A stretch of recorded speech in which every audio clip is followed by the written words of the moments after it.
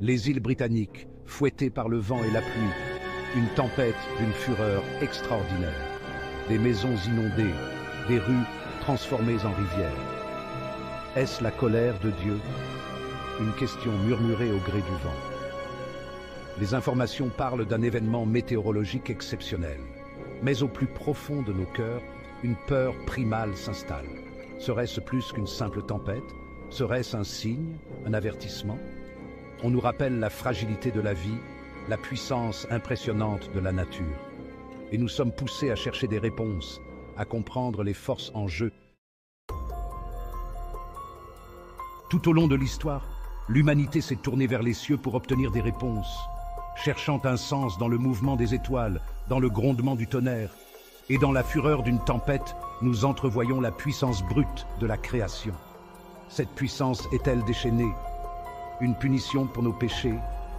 La Bible parle de la colère de Dieu, de son jugement sur un monde impie. Mais elle parle aussi de sa miséricorde, de son amour qui dure à jamais. Nous devons nous garder de tirer des conclusions hâtives.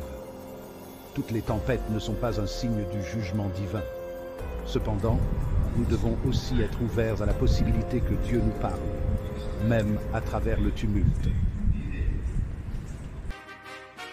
La Bible regorge de tempêtes. L'arche de Noé, ballottée par un déluge qui a englouti la terre. La mer Rouge s'ouvrant devant Moïse, puis se refermant sur l'armée du Pharaon. Dans les évangiles, Jésus calme la tempête, révélant sa maîtrise sur le monde naturel. Silence.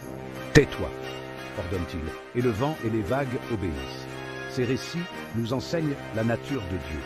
Il est à la fois le Dieu qui déchaîne la tempête et celui qui l'apaise. Il est le Dieu du jugement et de la miséricorde, de la colère et de l'amour. À travers le Royaume-Uni, l'impact de la tempête est indéniable. Les eaux de crue montent, engloutissant maisons et commerces. Les lignes électriques cèdent, plongeant les villes dans le noir. Les aéroports sont à l'arrêt, bloquant les voyageurs. Les services d'urgence travaillent sans relâche, secourant les personnes piégées par la montée des eaux.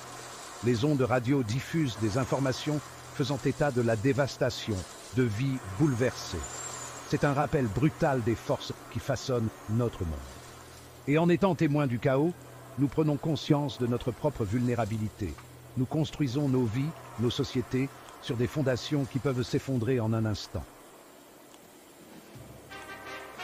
Section 5. L'écho de l'Égypte. La fureur de la tempête évoque le souvenir des plaies bibliques. La grêle qui s'est abattue sur l'Égypte, les sauterelles qui ont dévoré ses récoltes, l'ange de la mort traversant le pays, prenant les fils premiers-nés. Ce n'étaient pas des actes de la nature aléatoires, mais des jugements ciblés. La réponse de Dieu au défi du Pharaon, à son refus de laisser partir son peuple. Mais même dans sa colère, Dieu a fait preuve de miséricorde. Il a fourni une issue à ceux qui voulaient bien écouter, à ceux qui tenaient compte de ses avertissements. Il a offert protection et délivrance à ceux qui avaient confiance en lui. Section 6. Instrument de sa volonté. Nous devons nous rappeler que Dieu agit de manière mystérieuse. Il utilise à la fois le naturel et le surnaturel pour accomplir ses desseins. Anges et démons, forces invisibles, mais toujours présentes. La Bible nous dit que Satan lui-même est le prince de la puissance de l'air, qu'il peut influencer le temps, déclencher des tempêtes et des catastrophes naturelles. Mais même Satan opère sous le contrôle souverain de Dieu. Il ne peut agir sans sa permission. Chaque tempête, chaque tremblement de terre, chaque catastrophe naturelle est finalement sous son autorité. Section 7. Trouver refuge dans la tempête. Lorsque les tempêtes de la vie font rage autour de nous, vers qui nous tournons-nous? Vers notre propre force? Vers les conforts éphémères de ce monde? Non, notre seul véritable refuge est dans le Seigneur. Le nom du Seigneur est une tour forte. Le juste s'y réfugie et il est en sécurité, nous dit Proverbe chapitre 18, verset 10. Lorsque nous mettons notre confiance en Dieu, il ne nous est pas promis une vie sans tempête, mais il nous est promis sa présence, sa paix qui surpasse toute intelligence. Il nous est promis qu'il ne nous laissera jamais, ni ne nous abandonnera jamais, même au milieu de la plus violente des tempêtes. Section 8. La prophétie à notre époque. Nombreux sont ceux qui croient que nous vivons la fin des temps, que les signes sont tout autour de nous. Des guerres, des rumeurs de guerre, des catastrophes naturelles et, oui, même de puissantes tempêtes. Sont cela les douleurs de l'enfantement d'un nouvel âge? La Bible nous dit que dans les derniers jours, il y aura des signes dans le soleil, la lune et les étoiles.